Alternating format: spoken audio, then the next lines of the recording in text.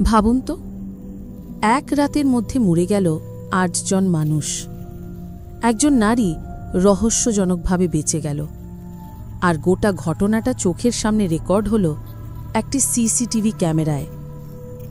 কেন এই হত্যাকাণ্ড ঘটেছিল, কারা দায়ী ছিল, আর কেন এখনও সেই ভয়ের ছায়া ঘুরে বেড়ায়? বন্ধুরা, আজ আমি আপনাদের শোনাব এক হাড় হিম করা কাহিনী।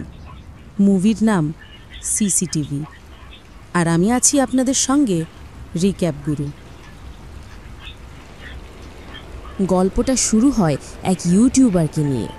ছেলেটার নাম আমরা ঠিক জানি না, কিন্তু একটাই ব্যাপার পরিষ্কার, সে একদম পাগল কন্টেন্ট বানানোর নেশায়। তার চোখে শুধু ভিউ, সাবস্ক্রাইবার আর নাম। সে খুঁজতে থাকে ভয়ঙ্কর, চমকপ্রদ, মানুষের না শোনা সব কাহিনী। আর একদিন হঠাৎ তার চোখে পড়ে একটা কেস, 10 বছর আগের রহস্যময় হত্যাকাণ্ড। এক রাতের মধ্যে ৮ জন মানুষ মারা যায়, যা আজও অমীমাংসিত। শুধু একজন নারী বেঁচে ছিলেন, কিন্তু তিনি মানসিকভাবে পুরো ভেঙে পড়েছিলেন। ইউটিউবার ভেবেই নিল, এই গল্পটা যদি আমি রেকর্ড করতে পারি তবে ভাইরাল হব নিশ্চিত। ক্যামেরা, মাইক আর তার কৌতূহল নিয়ে সে পৌঁছে গেল একটি মানসিক হাসপাতালে।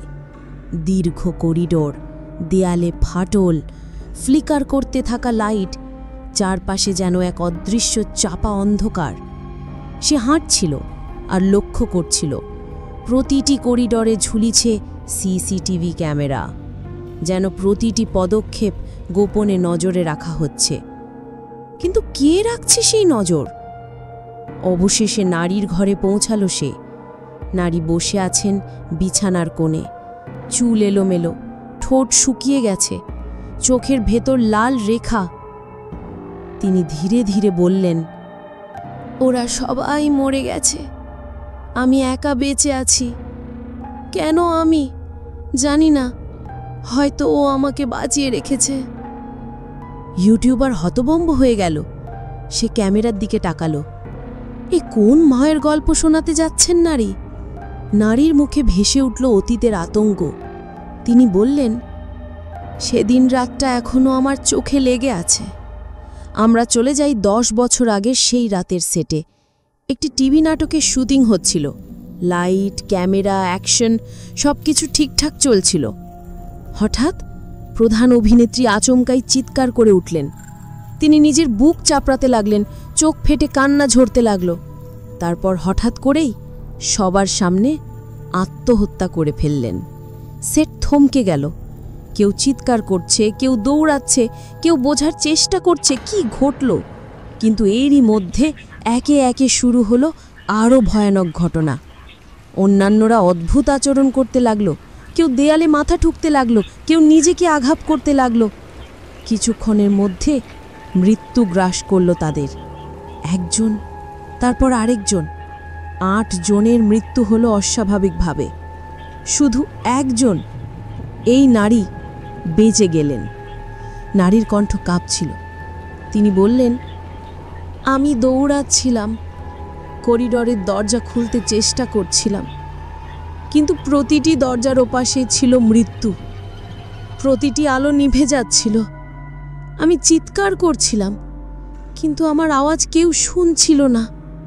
শুধু শুনছিল সেই নীরব সিসিটিভি ক্যামেরা। ওগুলো সব রেকর্ড করেছিল, কিন্তু পুলিশ কিছু খুঁজে পায়নি। কেন আমি বেঁচে গেলাম জানি না, শুধু জানি সে আমাকে বাঁচিয়ে রেখেছিল, যাতে আমি সব কিছু মনে রাখি। নারীর গল্প শুনতে শুনতে ইউটিউবার বিভ্রান্ত হয়ে গেল। সে মনে মনে ভাবছিল, এইগুলো কেবল মানসিক রোগীর হ্যালোসিনেশন।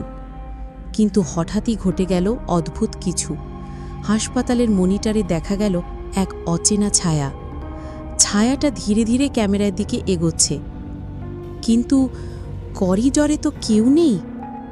লাইভ স্ট্রিমের শব্দ বিকৃত হতে লাগল। মাইক্রোফোন থেকে অস্বাভাবিক শীষ ধ্বনি বের হচ্ছিল। ফ্রেম হঠাৎ কেঁপে উঠল। ইউটিউবার ভয় পেলেও সাহস করে ক্যামেরা ধরে রইল। সে চেঁচিয়ে উঠল, কে আছিস সেখানে? কোনো উত্তর নেই। শুধু মনিটরে ছায়াটা ক্রমশ বড় হতে লাগল। নারী হঠাৎ হেসে উঠলেন, এক শীতল ভয়ঙ্কর হাসি। তার ঠোঁট ফেটে যাচ্ছিল, চোখ শূন্য হয়ে যাচ্ছিল। তিনি বললেন, সে ফিরে এসেছে, এখন কেউ বাঁচবে না।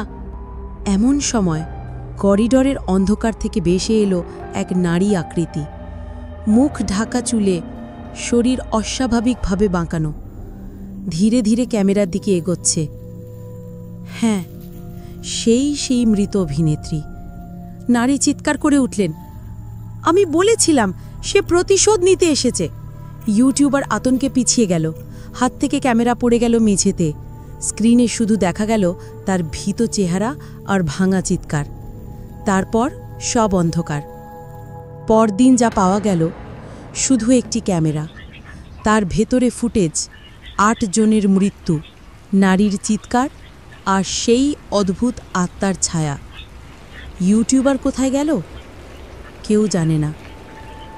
মানুষ বলে সে হয়তো এখনো বন্দী আছে সেই ফুটেজের ভেতরেই। আর মাঝে মাঝে রাতের বেলা কোনো অজানা সিসিটিভি ফুটেজে দেখা যায় তার ছায়া। সিসিটিভি সিনেমা আমাদের শেখায়, কখনো কখনো কৌতূহলই সবচেয়ে বড় শাস্তি ডেকে আনে, কারণ কিছু রহস্য অন্ধকারেই ঢাকাই ভালো। আপনি জানেন না এই মুহূর্তে আপনার ঘরের কোণে থাকা সিসিটিভি ক্যামেরাটা ঠিক কী রেকর্ড করছে। বন্ধুরা, আপনারা ছিলেন রিক্যাপ গুরুর সঙ্গে। ভিডিওটি ভালো লেগে থাকলে লাইক, শেয়ার আর সাবস্ক্রাইব করতে ভুলবেন না। আবার দেখা হবে এক নতুন রহস্য নিয়ে। ততক্ষণ পর্যন্ত সতর্ক থাকুন, কারণ অন্ধকারে কে তাকিয়ে আছে তা কখনোই বোঝা যায় না।